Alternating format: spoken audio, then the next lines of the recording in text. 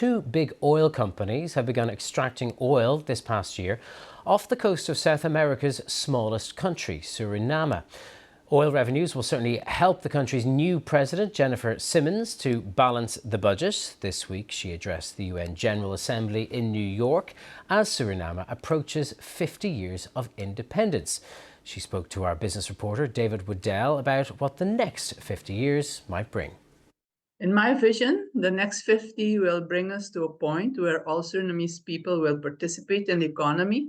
Children can go to school, earn a good wage for themselves so that they're comfortable, and make sure that our country looks beautiful with still 90% forests covering it.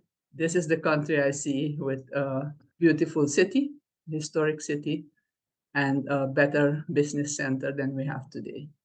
But there are challenges on that pathway, aren't there? There were violent anti-austerity protests in 2023 under your predecessor, Chandrika Persad Santokhi, and the IMF has stepped in to help out.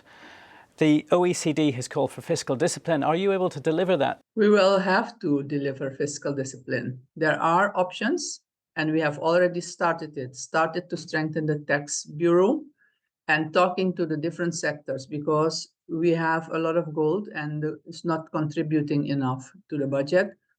So improvement, increasing the income side of the budget will be very important. On the other hand, the money available to support the poorest of our people needs to be used in a fair and efficient way. For the last part, it is that we have to invest in other sectors. For example, tourism and agriculture. If we need to invest money in these sectors, they need to return it very fast. You've spoken at the UN General Assembly about your country's immense natural wealth. That's the phrase you used. Petronas and Shell have started drilling for oil this year. What does this mean for you? We have wealth in almost every aspect.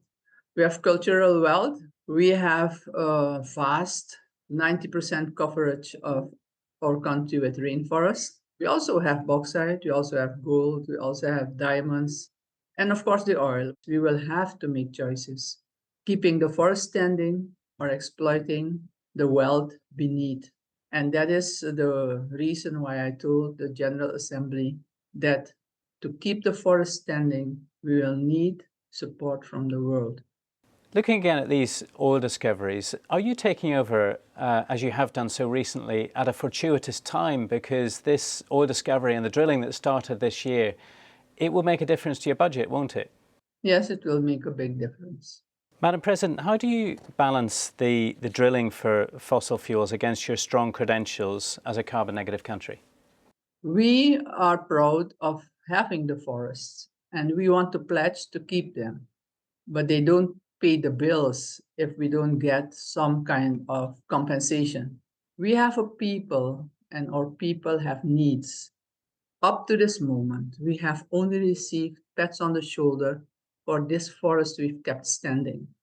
So this oil will enable us, give us the time to keep the forest standing, develop other sectors in our economy that will use and maintain and protect the forests.